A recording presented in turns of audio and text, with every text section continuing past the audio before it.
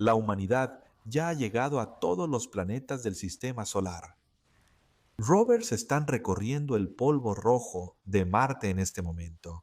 Mientras escuchas esto, una sonda se sumergió directamente en las nubes de Saturno y siguió transmitiendo mientras era destruida por la presión. Plutón, un mundo helado en los confines del sistema solar, ya ha sido fotografiado desde menos de 13.000 kilómetros de distancia.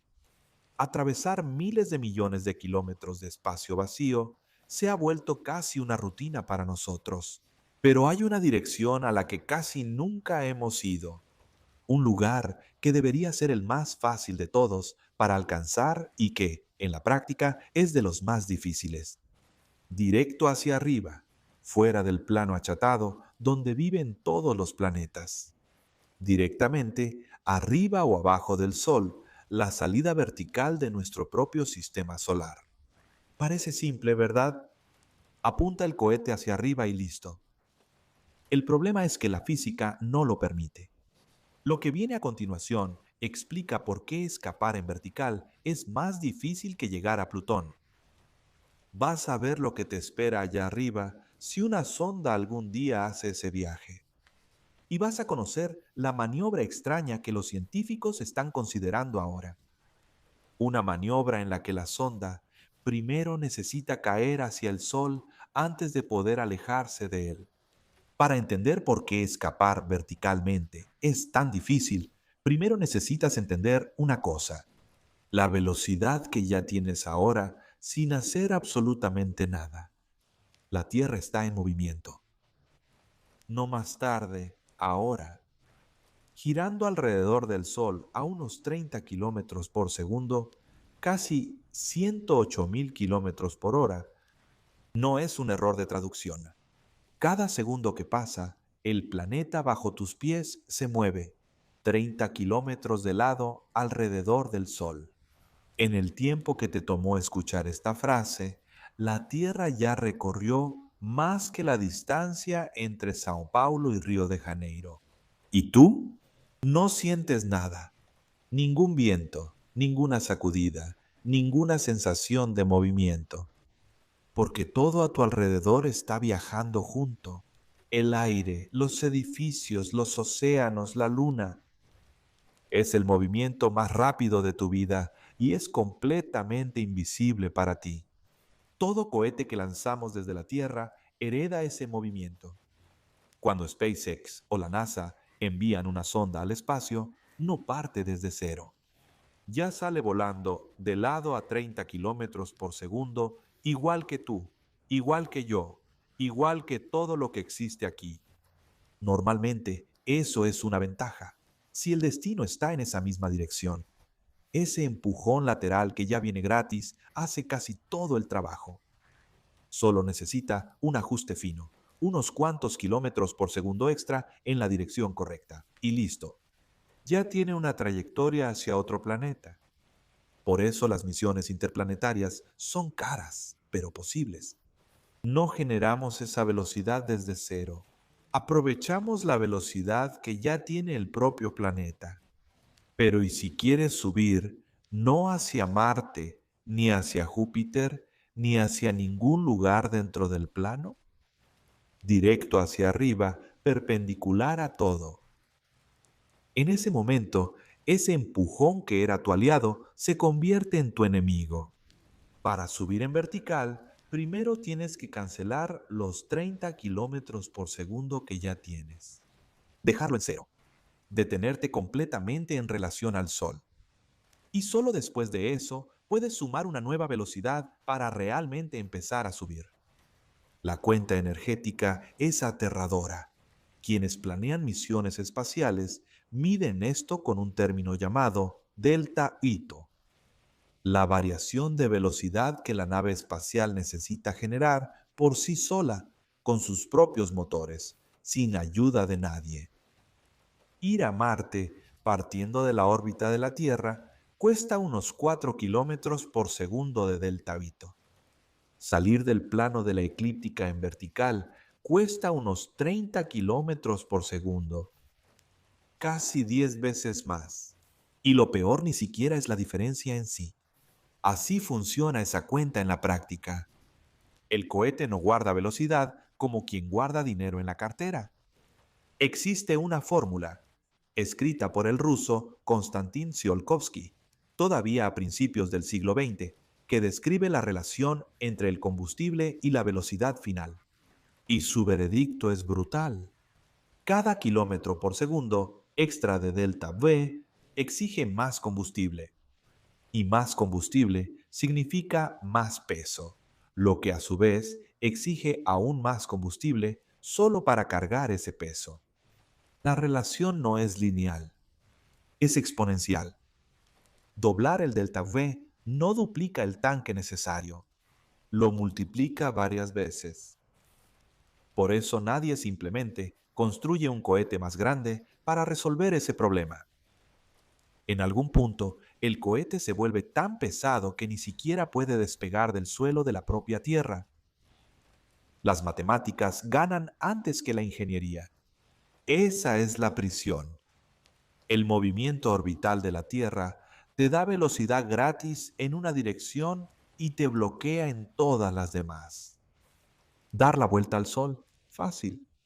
Saltar de un planeta a otro dentro del mismo plano, también es fácil. Pero en el instante en que intentas salir del propio plano, tienes que enfrentarte a 4.6 mil millones de años de momento orbital acumulado, todo de una vez. Y aquí vale la pena entender de dónde viene ese plano. No es una coincidencia ni una elección de diseño. Cuando el sistema solar se formó hace miles de millones de años, era una nube gigantesca de gas y polvo girando lentamente. A medida que esa nube colapsó bajo su propia gravedad, giró cada vez más rápido y se aplanó, como la masa la aplanó, Como massa de pizza. girando en las manos de alguien. Todo lo que existe hoy en el sistema solar nació de ese disco aplanado y por eso todo todavía orbita dentro de él. El plano de la eclíptica es literalmente una cicatriz del nacimiento del sistema solar y todavía estamos atrapados dentro de ella. Es uno de los hechos más contraintuitivos de toda la astrodinámica. Llegar a Plutón, a más de 5.6 mil millones de kilómetros de distancia, cuesta menos energía que llegar a un punto a solo unos millones de milímetros directamente sobre el polo norte del Sol. Para que te des una idea, la velocidad de escape del propio Sol desde la órbita de la Tierra, o sea, la velocidad que necesitarías para abandonar el sistema solar por completo, es de cerca de 42 kilómetros por segundo. Y mira qué interesante, salir verticalmente del plano de los planetas a solo unos millones de kilómetros de altura ya cuesta casi tanto como eso. Cuesta prácticamente lo mismo que irse del sistema solar para siempre. Y es por eso que existe una lista enorme de lugares que la humanidad ya ha visitado y una lista muy corta de misiones que intentaron salir del plano. No es por falta de interés, no es por falta de tecnología, de cámaras ni de instrumentos científicos. Es simplemente el costo energético, puro y simple, la que impide la salida. Como la salida vertical es tan cara, casi ninguna sonda ha hecho ese viaje. Y eso significa una cosa: prácticamente todo lo que sucede directamente arriba o abajo del Sol, incluso en pleno 2026, sigue siendo una frontera.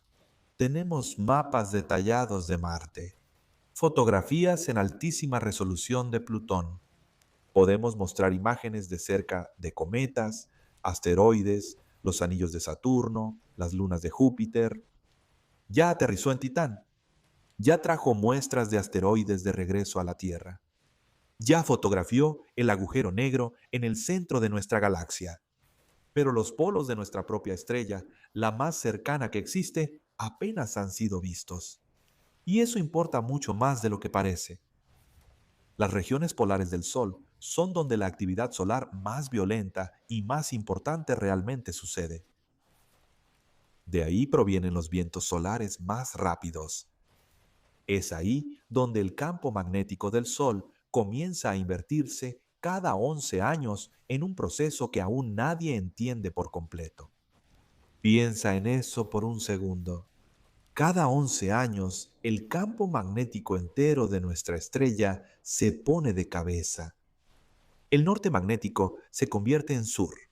El sur se convierte en norte. Una estrella con más de 1 millón de veces el volumen de la Tierra simplemente cambia de polaridad y luego vuelve a cambiar. Y el detonante de todo este proceso está precisamente en las regiones que nunca hemos podido observar bien. Todo el clima espacial del sistema solar es moldeado por lo que sucede arriba y abajo del ecuador de nuestra estrella. Y hemos estado observando eso casi completamente de lado. ¿Cómo intentar entender el clima de un planeta entero estando solo sobre la línea del ecuador sin poder mirar nunca hacia los polos? Y el clima espacial no es un tema abstracto.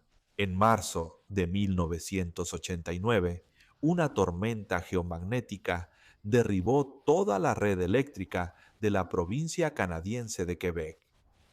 6 millones de personas se quedaron sin electricidad en pleno invierno. En 1859, un evento mucho mayor, hoy conocido como el evento Carrington, hizo que los sistemas de telégrafo se incendiaran y que las auroras aparecieran cerca del ecuador. Si un evento de ese tamaño ocurriera hoy, con nuestra dependencia de satélites, GPS y redes eléctricas interconectadas, las pérdidas se contarían en billones. Prever eso con anticipación depende de entender el campo magnético del Sol. Y entender el campo magnético del Sol depende, en gran parte, de poder observar sus polos. Solo 2 misiones han estado cerca de lograr una visión polar real del Sol en toda la historia de la exploración espacial.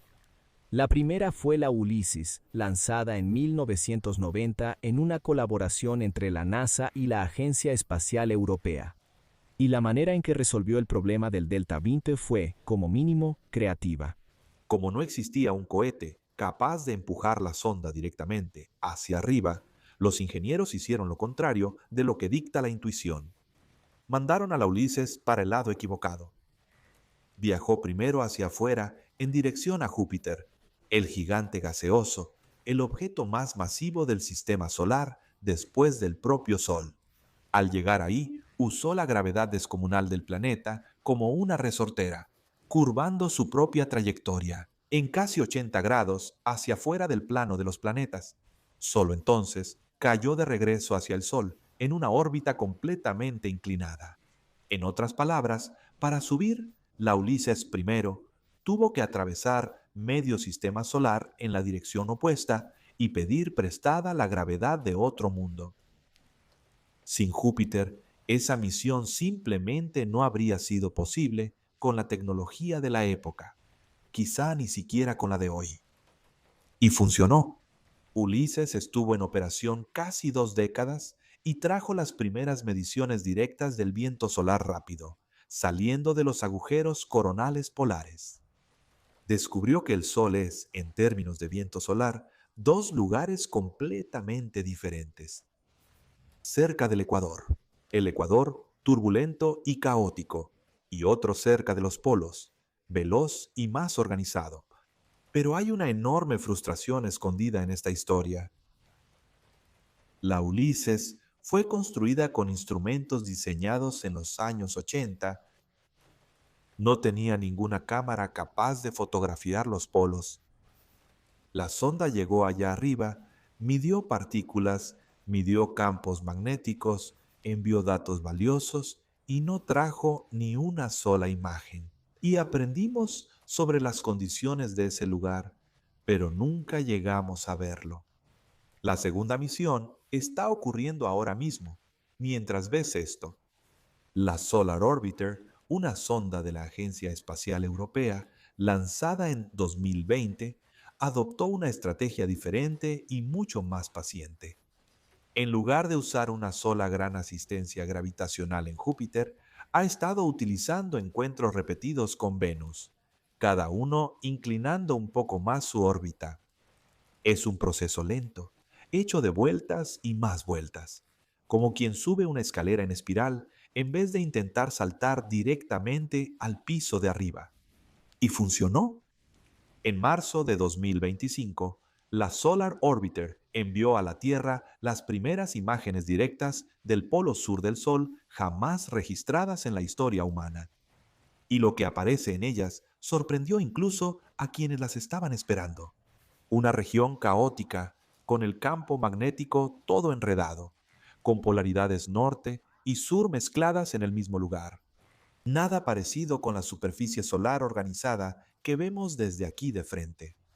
Pero vale la pena ser preciso sobre el tamaño de este logro, porque es menor de lo que parece. La Solar Orbiter no está flotando sobre el polo del Sol, mirando desde arriba hacia abajo, como un satélite meteorológico observa la Tierra. Está inclinada, ve los polos de lado, en un ángulo oblicuo que mejora un poco con cada vuelta que da. Es la diferencia entre finalmente poder espiar el techo de tu casa desde una ventana lateral y realmente sobrevolarlo.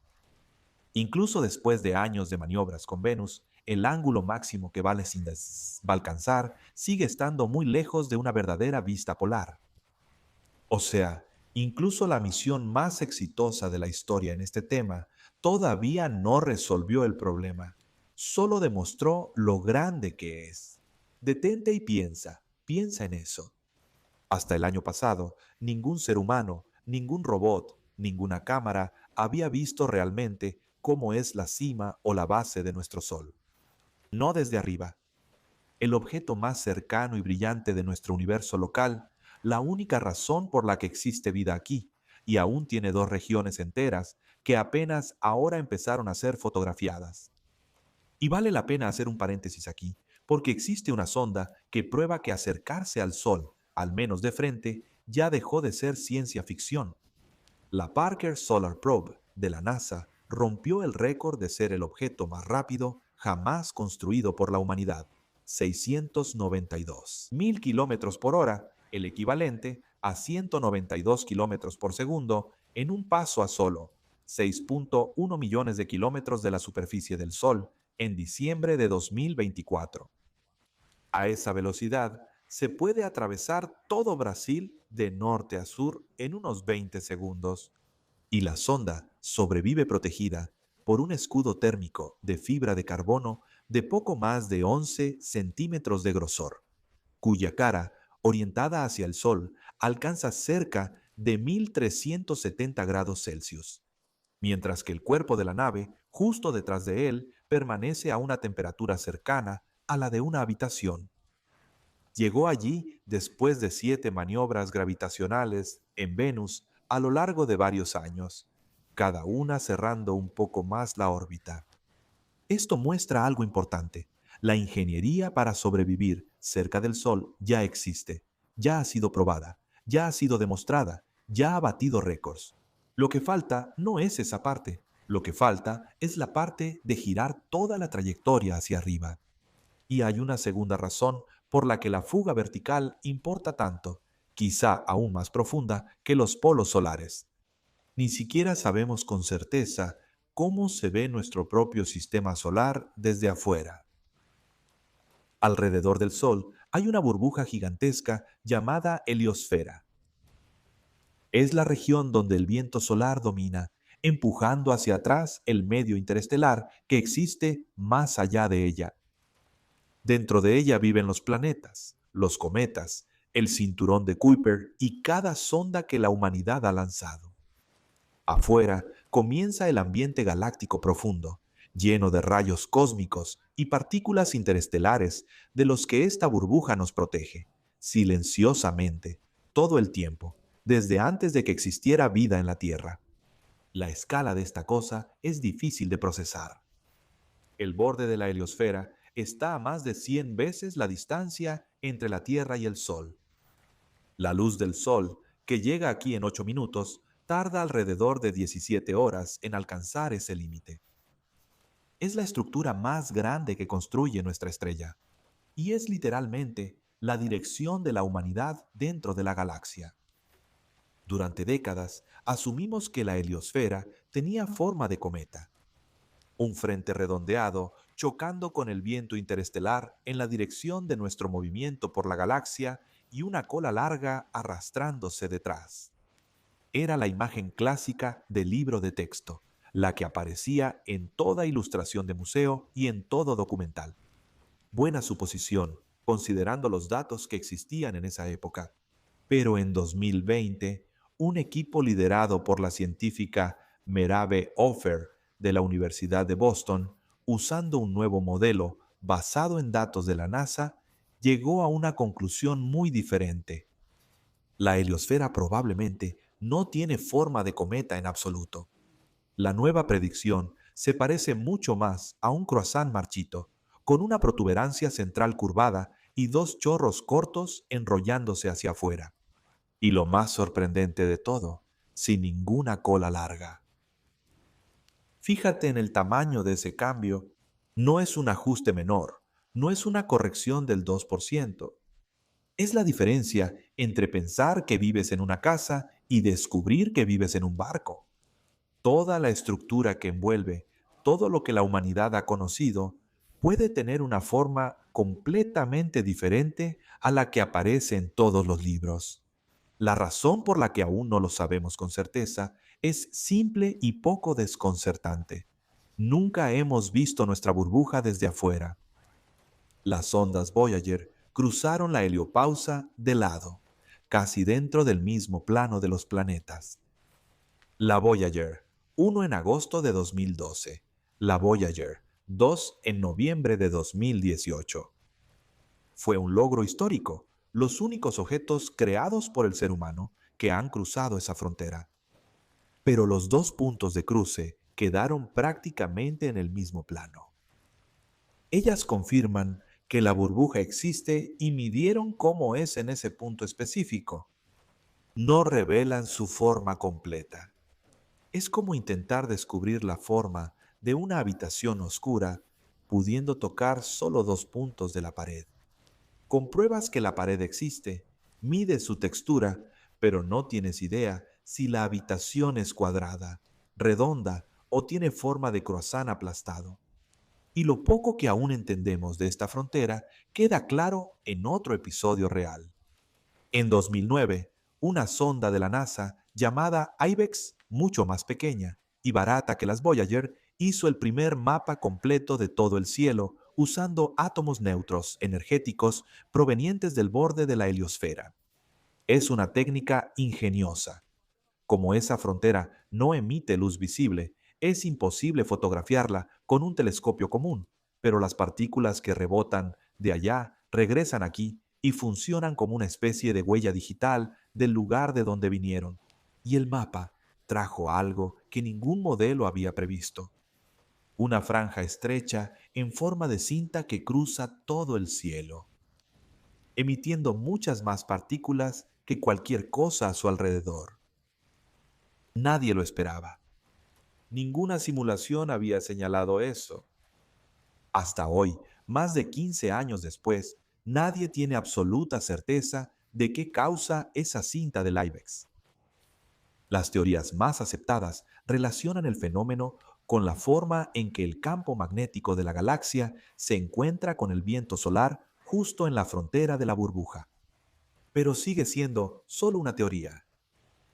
Ni siquiera hemos terminado de mapear correctamente la frontera de nuestra propia casa cósmica. Y aquí hay una actualización importante sobre esa brecha. La misión creada precisamente para abordar este problema ya no es solo un proyecto en papel. La IMAP, la sonda de mapeo y aceleración interestelar de la NASA, fue lanzada en septiembre de 2025. Llegó a su punto de observación, el Lagrange 1 a unos 1.5 millones de kilómetros de la Tierra en dirección al Sol a principios de 2026 y ya inició su misión científica principal. Ahora mismo está utilizando 10 instrumentos diferentes para mapear los límites de la heliosfera desde adentro hacia afuera con una sensibilidad mucho mayor que la del IBEX. Pero incluso con la IMAP operando a toda máquina, sigue siendo una sonda que observa desde adentro hacia afuera, no una sonda que observa desde arriba hacia abajo. Para tener una visión directa y definitiva de la forma real de esta estructura, el único camino sigue siendo el mismo: escapar verticalmente y mirar hacia atrás, un punto de vista que ninguna sonda ha alcanzado jamás, para revelar la forma del lugar donde vivimos sin haberlo visto nunca desde afuera. Entonces, ¿cómo resolver el problema de la fuga vertical en la práctica? Ya vimos que no se puede simplemente construir un cohete más grande. La matemática del combustible no lo permite, y no siempre existe Júpiter posicionado en el lugar correcto para dar asistencia gravitatoria. Existe una solución contraintuitiva que se ha discutido en círculos de diseño de misiones espaciales durante años y que ahora está saliendo del papel y convirtiéndose en propuestas concretas. Se llama maniobra solar de Oberth. La idea funciona al revés comparada con la forma normal de pilotar un cohete. En vez de apuntar los motores hacia arriba e intentar subir de inmediato, haces lo opuesto. Dejas que la nave espacial caiga hacia el Sol. Dejas que se precipite hacia el interior, acelerando por la gravedad solar, ganando velocidad con cada kilómetro recorrido, hasta que, en el punto de mayor acercamiento, se esté moviendo a cientos de kilómetros por segundo, posiblemente más de 100 kilómetros por segundo. En el perihelio, en el mismo rango de velocidad que la Parker Solar Probe, ya se ha demostrado que es posible sobrevivir. Y es exactamente en ese instante, en el momento de mayor velocidad y mayor peligro de toda la misión, cuando enciendes los motores. ¿Por qué? Por causa de un principio que el científico Hermann Oberth describió en 1929, mucho antes de que cualquier cohete hubiera salido de la atmósfera. Un encendido del motor es mucho más eficiente cuando se realiza a alta velocidad dentro de un pozo gravitacional profundo. La misma cantidad de combustible genera una ganancia de energía orbital mucho mayor en el perihelio que la que generaría en cualquier otro punto del espacio vacío. No es magia, es geometría de la energía. La energía cinética no aumenta de forma proporcional a la velocidad, aumenta con el cuadrado de la velocidad. Y eso significa que cuando ya vas muy rápido, cada pequeño aumento de velocidad vale mucho más en energía total de lo que valdría si estuvieras yendo despacio. Quemar combustible cuando estás parado en medio de la nada es un desperdicio. Quemar combustible en el fondo del pozo gravitacional del Sol a 100 kilómetros por segundo es aprovechar una fortuna de energía que la gravedad ya puso ahí gratis. Al encender los motores justo en el punto de mayor aproximación, obtienes el efecto Oberth sin necesitar otro planeta para eso. El combustible que vino desde la Tierra se transforma en mucha más energía cinética de lo que se transformaría en cualquier otro lugar del trayecto. El propio Sol se convierte en tu impulsor. Después de la quema, la nave espacial va tan rápido, en una dirección tan útil, que finalmente logra salir del plano y seguir directo hacia los polos solares. O incluso salir del sistema solar de una vez, más rápido que cualquier sonda jamás construida. La zambullida se convierte en la propia rampa de lanzamiento. Claro que hay un precio. Ejecutar esta maniobra significa colocar una nave en la región más caliente y hostil del sistema solar exactamente en el momento en que necesita encender los motores con una precisión casi perfecta. Un error de pocos segundos en la activación echa a perder gran parte del trayecto. Un escudo térmico mal orientado significa perder toda la misión. Es ingeniería de altísima precisión ejecutada a millones de kilómetros de distancia, demasiado lejos para que cualquier corrección desde la Tierra llegue a tiempo. Las velas solares también entran en esta conversación por un camino complejo Completamente opuesto. Conceptos como el propuesto Solar Polar Imager y la más reciente High Inclination Solar Mission. dependen de enormes láminas reflectoras que usan la presión de la propia luz del Sol para inclinar poco a poco la órbita de una sonda.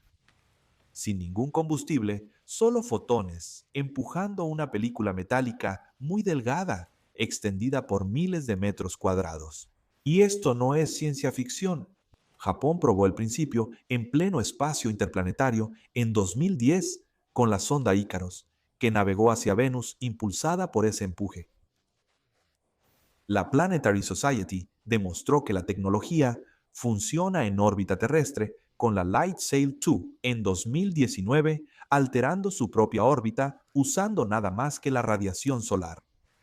La presión ejercida por la luz es ridículamente pequeña, comparable al peso de un clip de papel repartido en una vela del tamaño de una cuadra. Pero nunca se detiene. Actúa las 24 horas del día todos los días, durante años seguidos, y ahí es donde está la belleza del asunto. Velas solares, Ellos tardan años, para espiralar hasta una órbita polar. pero no necesitan ningún propelente. Cuanto más tiempo empujan, mayor es la inclinación que alcanzan. Una sonda propulsada por combustible tiene un límite estricto. Cuando se acaba el tanque, se acabó.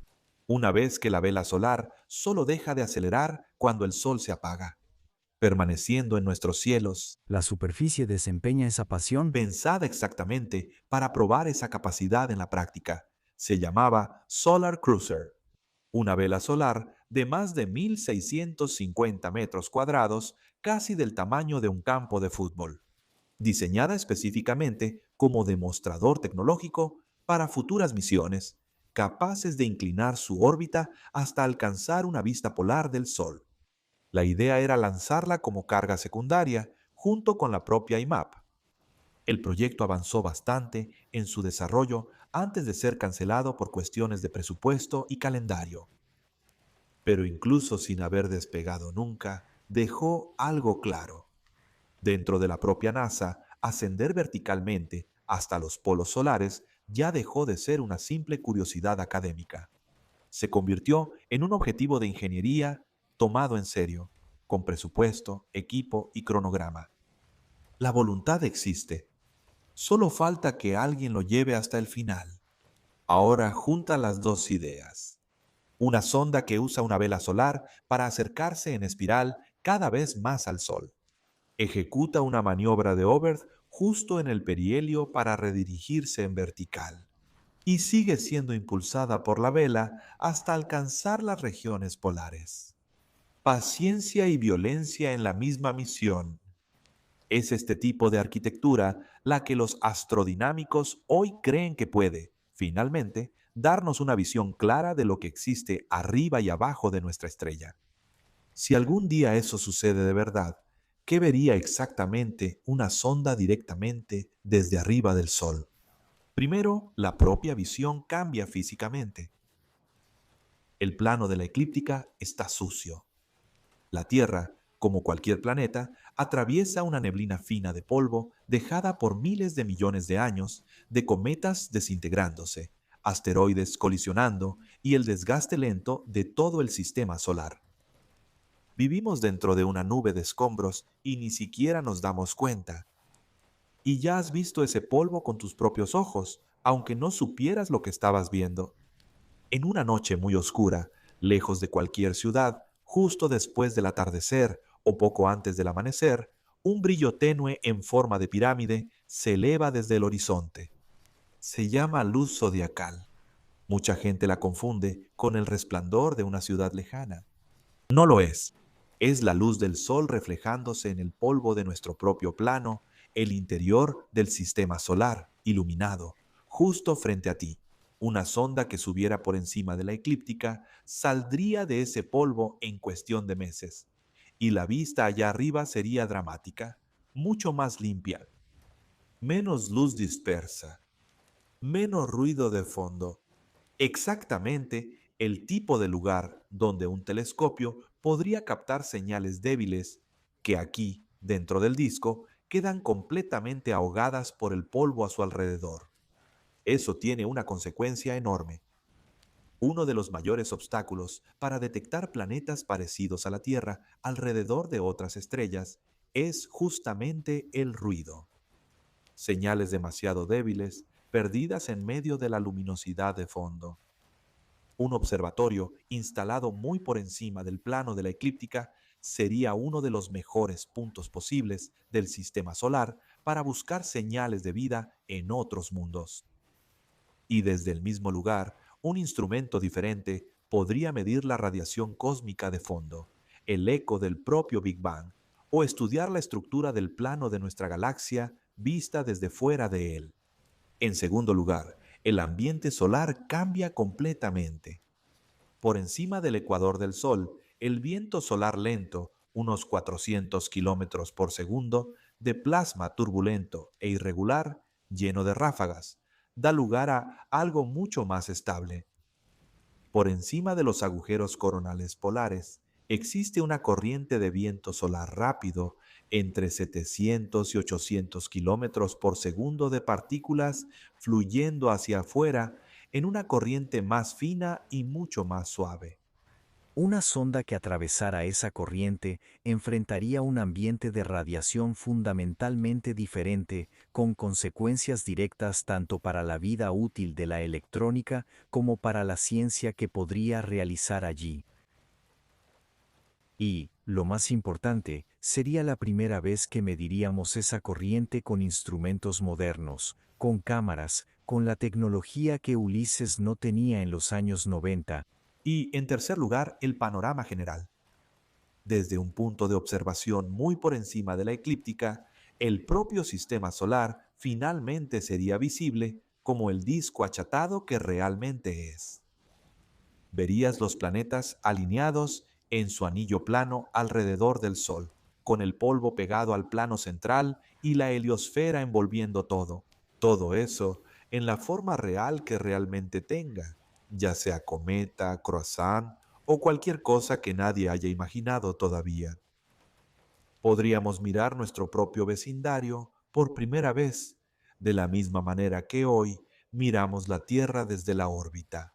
Y vale la pena recordar lo que pasó la última vez que la humanidad consiguió un punto de vista así. En 1968, cuando la tripulación del Apolo 8 fotografió la Tierra apareciendo detrás del horizonte lunar, esa única imagen cambió la forma en que miles de millones de personas veían su propio planeta. No era ciencia nueva. Todos ya sabían que la Tierra era redonda y pequeña, pero ver eso desde afuera, con los propios ojos, fue diferente a simplemente saberlo. Nunca hemos visto la escena equivalente de nuestro sistema solar. Ningún ser humano, ningún robot jamás ha enviado esa fotografía de regreso. De todas las imágenes que hemos logrado capturar del cosmos, de galaxias a miles de millones de años luz, de agujeros negros supermasivos, de las primeras luces del universo, esta de aquí, mirando hacia abajo, hacia nuestro propio sistema solar, visto desde fuera de su plano, todavía falta. Es la foto más cercana a casa que la humanidad nunca ha tomado. Y por ahora, todo lo que tenemos en su lugar son ilustraciones. Dibujos hechos por artistas basados en modelos matemáticos, mostrando cómo probablemente se ve el sistema solar desde arriba. Toda imagen que hayas visto del sistema solar completo, en cualquier libro, en cualquier documental, en cualquier animación, es esto, una suposición bien informada. Ninguna de ellas es una fotografía. Y tal vez el detalle más incómodo de toda esta historia sea este. Lo que separa a la humanidad de esta imagen ya no es un misterio científico. La física ya está resuelta. La maniobra ya está descrita. Los materiales existen. El escudo térmico ya fue probado en condiciones reales. La vela solar ya ha navegado por el espacio interplanetario. Nadie necesita inventar nada nuevo para que esta misión suceda. Lo que falta es decisión, presupuesto aprobado, cronograma defendido. Una agencia espacial dispuesta a financiar un viaje que tarda años en dar resultados y que no termina en ningún aterrizaje, en ninguna bandera, en ninguna huella, solo en una fotografía, la más extraña y la más familiar de todas las fotografías posibles.